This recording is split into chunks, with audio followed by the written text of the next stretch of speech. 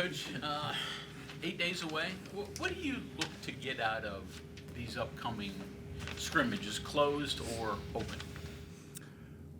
I think everything has been just that progress of where we at, and you're getting closer and closer now to they start to count. So, I think I mentioned last week just cleaning up all of our late game situations, maybe more work on zone offense and some of those type of things that we haven't spent quite as much time on as we're trying to get, really our basic foundation in.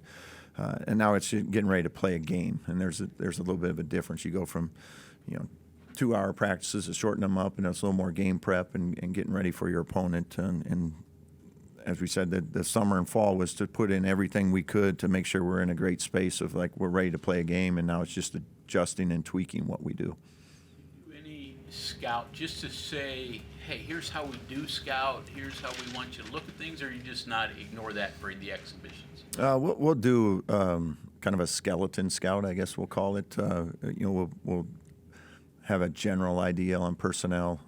It's like in Charleston's case, it's a new coach, new players, so you're not going to have a lot, but we'll try to give them something like this is what a game day looks like, a game day routine, if you will, and then go from there in terms of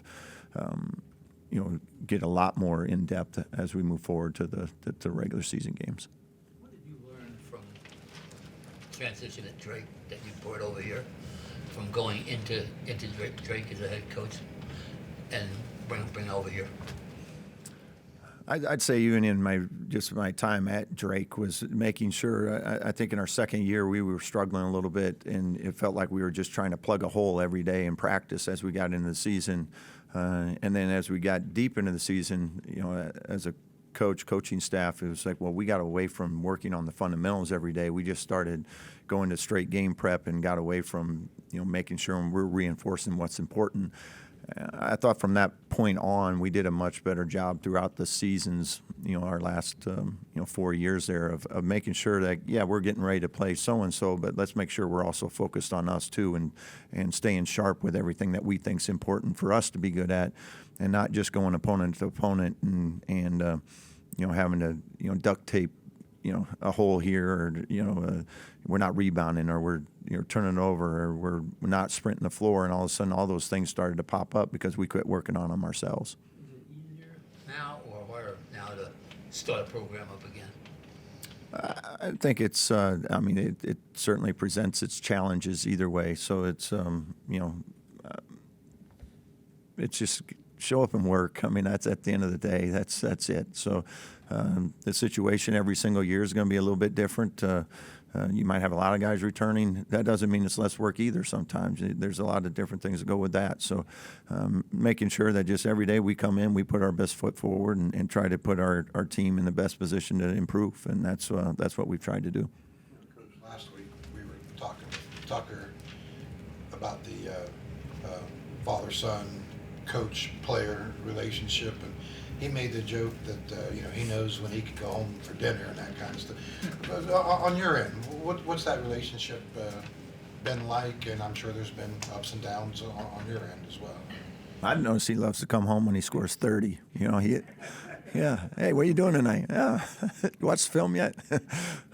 No, it's that part again is I think that's the joy of being where we're at is being able to celebrate those moments together and be able to enjoy when you play well, and also on some bad days too. I think it's I think have a great relationship in that regard, but I'm sure he enjoys them a lot more after good days. Heat of the moment, close game down the stretch and at crunch time. Is he a player or is he your son? Player. Yeah.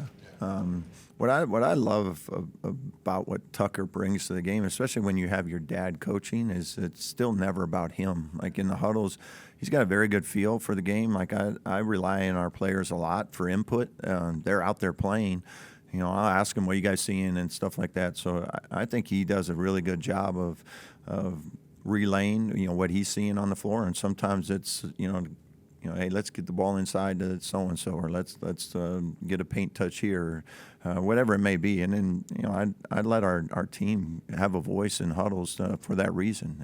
That's as a coaching staff, we're trying to see everything too, but there's no greater voice out there than the guys out on the floor being able to relay what they're feeling, what they're seeing, and at least have some input for us to help make better decisions as well.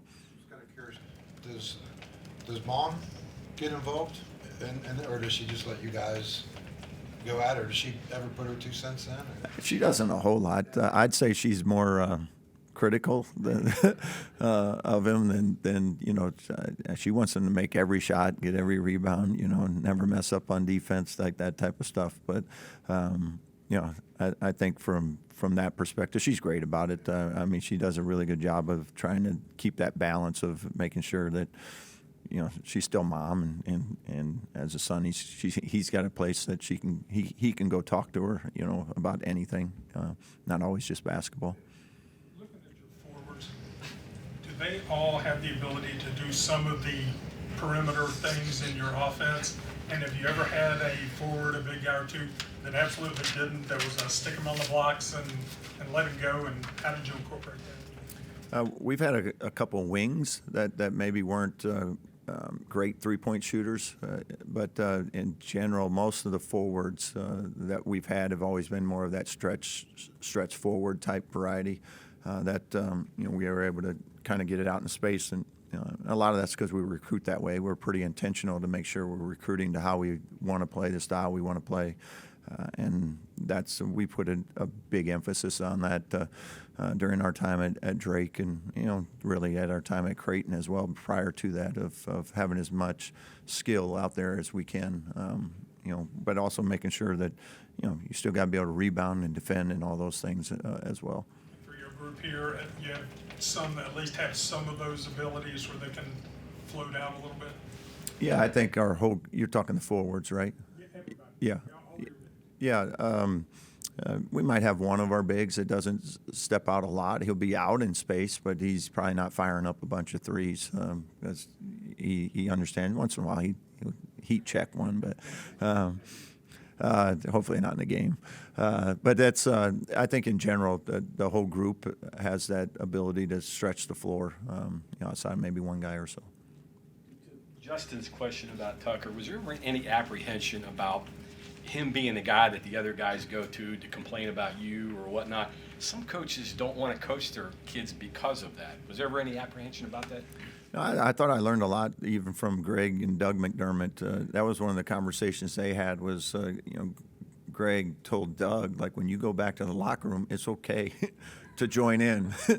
I get it. You're not going to be happy with me every day as your coach, not just because I'm your dad. So, put your 2 cents worth in too if you want to, because you have to have that space, and I don't need to know everything that goes on in that locker room, and I intentionally don't ask for that reason because I don't need Tucker to tell me everything that's going on inside that locker room. That's their time to vent and share things, and they need to be able to do that. Well, on the flip side, I'm sure the guys probably go to Tucker to approach you about things. I mean, they've tried to use him to get out of conditioning and stuff like that. Yeah, okay, hey, tomorrow can we get practice a little short? That type of stuff. But that's all part of it. That's part of the uniqueness of it as well. So they have somebody they can try to use too.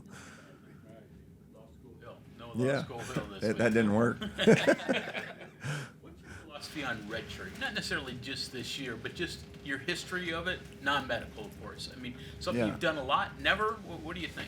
Yeah, we've actually redshirted a lot of guys during my time. Now it's changing some because of the portal, and now that players don't have to sit out, there's not that built-in red shirts, where it's really hard when you have 13 guys on scholarship if all 13 guys are looking up at you wanting to play, and that's why it's in previous years it's been nice to have kind of those one or two guys that came in and they were transfers and they had to sit out, so you didn't have all 13. Those two guys knew that they were already sitting out. But I always, as a general rule, try to leave it up to the kid. Hey, before we start playing games, we'll bring everybody in, kind of talk about where things are at, where I see them, what that role looks like, and then let them make those decisions. I'm never going to force a kid to redshirt. I want that to be their decision, that they feel like that's best for them. Possibility of 1 or 2 this year? Yeah, there's certainly a possibility of 1 or 2. We haven't had any of those discussions yet. Again, my mindset is I think you go right up until really close to game time, because I don't want anybody ever taking the approach of not getting themselves ready to play. I want them, because you just never know. It could be 3 days before a game, and someone gets hurt, and now they're not ready because they haven't been approaching it in that mindset. I want every guy competing for a starting spot to, right up until those starters are named for that first day, and I want them still competing for it all the way through March, for that matter. But I just think it just fits everybody better if they're in that right frame of mind. Will it help if, as expected, basketball and all the other sports get a percentage of games that you can play in and still redshirt like football has? Because it looks like that's coming too. Yeah, I think that is an interesting thing that they're talking about. I don't know if it's going to happen for this year, from what I've been told. Maybe down the road, but I do like it. I think it's beneficial for the kids, especially if maybe their role was going to be something different than they thought, or whatever it may be. It just gives you some flexibility, I think, for the coaching staff and for the players to maybe not utilize a whole year in a situation that maybe wasn't the best for them. Anything else for Coach? Coach, you guys have really been going at it since the summer, and the only people that have seen you play are people in Italy, really. Is there some anticipation on your end to finally, people are going to see what we're about finally? Or? Yeah, I know our guys are ready to play. Even though we had the Italy, it's just a different type of vibe and feel in terms of the game situation.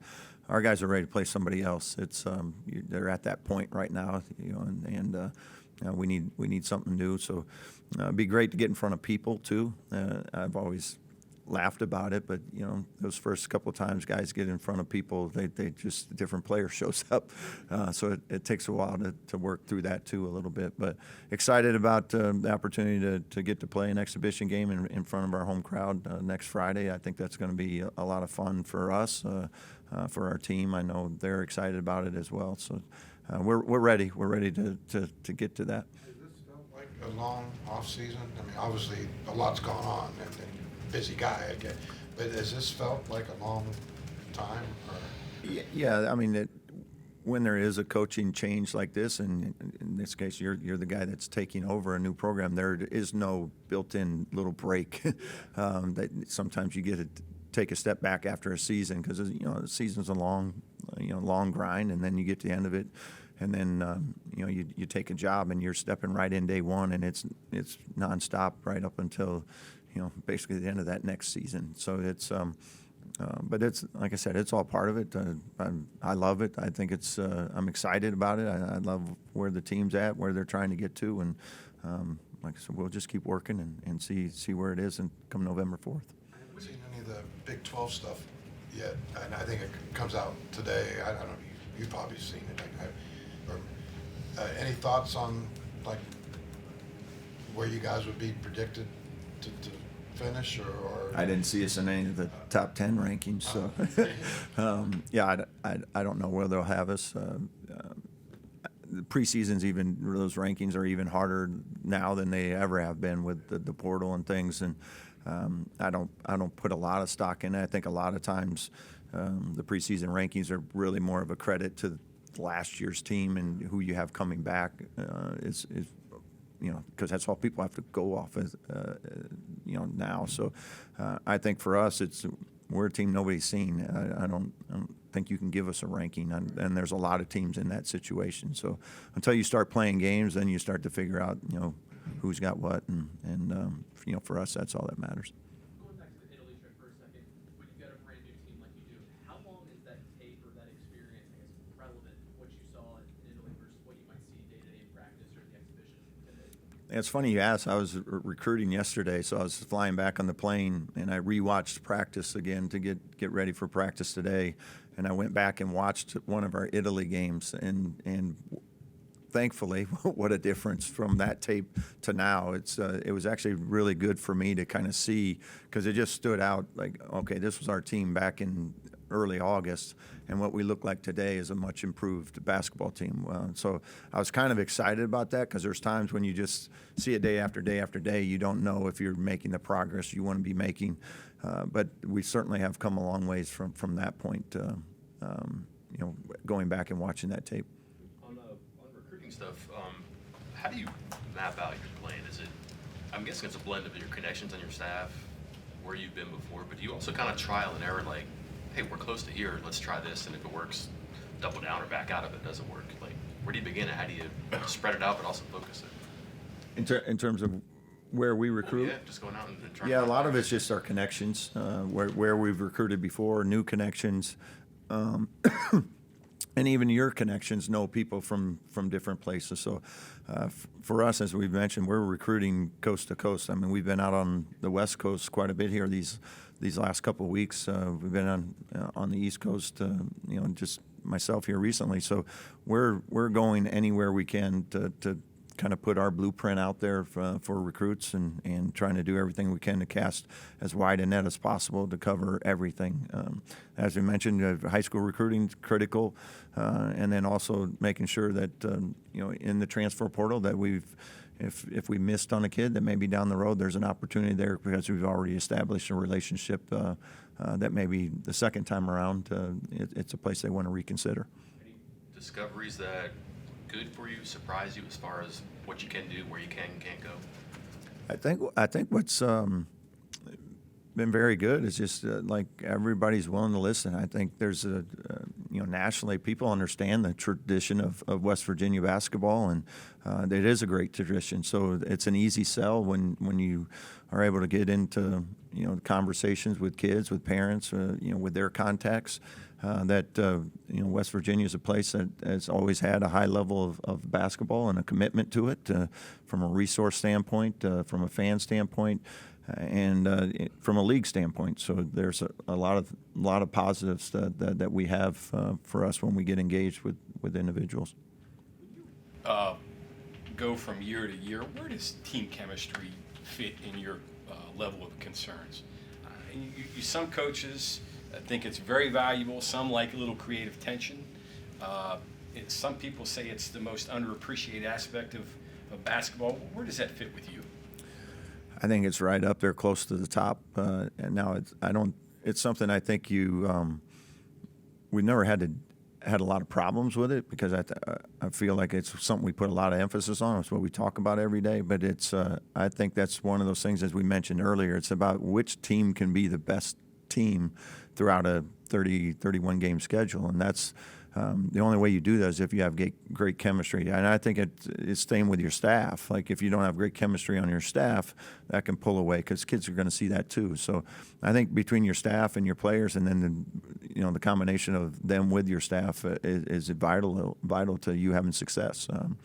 Because when it starts to fragment, it's really hard. Are you very purposeful and intentional in who you have around the program? In terms of, Well, just does it matter when you put together a team, everything around it? Is that very intentional in how you do that? yeah, very, as we talked about in putting a staff together, I was making sure that everything fit, not just like straight basketball or how good a recruiter or how good a coach. It's like they also have to fit everything else that we want to be about too. So when you do that, again, I think I maybe even mentioned it in my press conference. You put a lot of winners around winners, that like you end up winning, and you put a lot of good qualities around good qualities, you end up with pretty good qualities, and that's why we're so intentional with who we recruit as well. And like I said, we're never going to expect every kid to be perfect by any means, but we want guys that are highly motivated to want to be here, to want to be a good teammate, have aspirations beyond even just here, and to this point, that's worked out well.